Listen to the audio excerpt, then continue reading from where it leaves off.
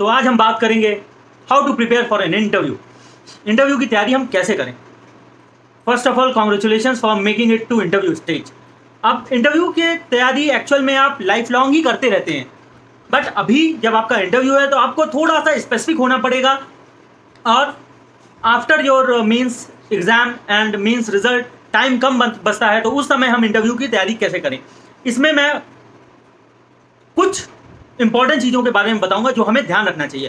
पहला कि आपका ग्रेजुएशन पोस्ट ग्रेजुएशन किस स्ट्रीम में रहा है, उस स्ट्रीम का नॉलेज आपको होना चाहिए। ऐसा नहीं कि उस स्ट्रीम का बहुत ही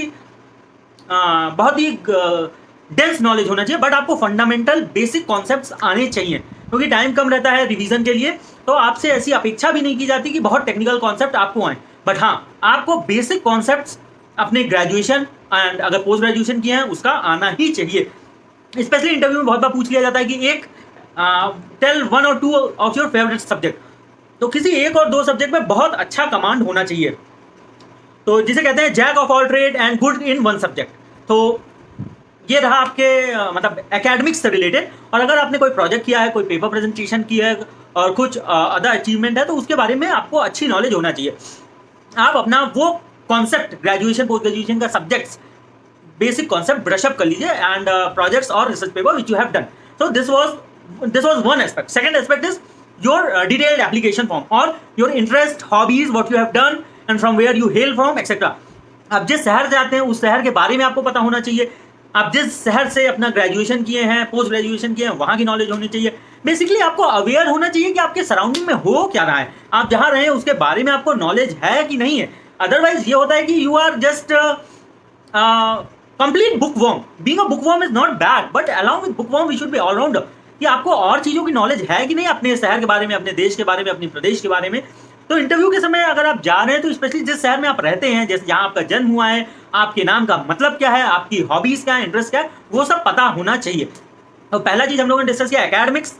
दूसरा, जिस आप सिटी में रहे हैं, प्लेसेस पे रहे हैं, आपकी इंटरेस्ट क्या है, आपका हॉबी क्या है, उन सब के बारे में आपको कॉम्प्रिहेंसिव नॉलेज होनी चाहिए। आपको चीजें आनी चाहिए। अगर आप लखनऊ से हैं तो आपको पता होना चाहिए कि बड़ा इमामबाड़ा किसने बनवाया था।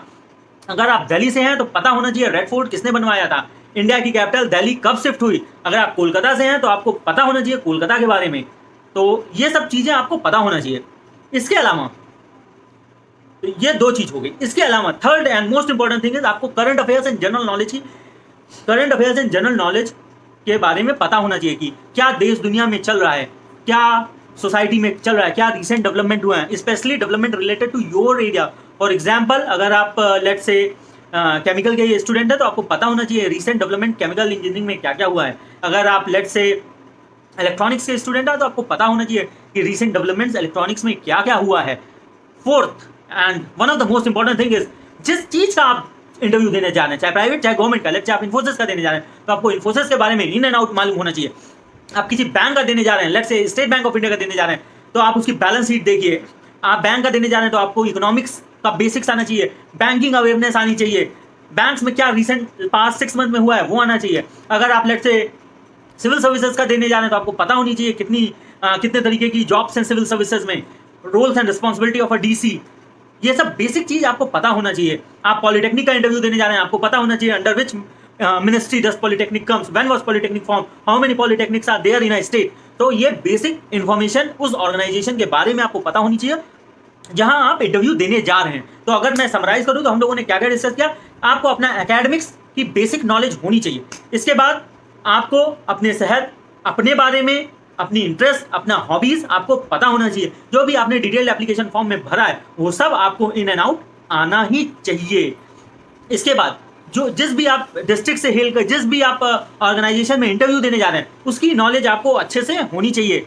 इसके अलावा लास्ट वन जो कि इंपॉर्टेंट है वो ये है कि आपको करंट अफेयर्स और जनरल नॉलेज होनी चाहिए। तो अगर आप ये करके जाते हैं तो आपका इंटरव्यू इंशाअल्लाह बहुत ही अच्छा होगा। And all the best for an interview. जय हिंद।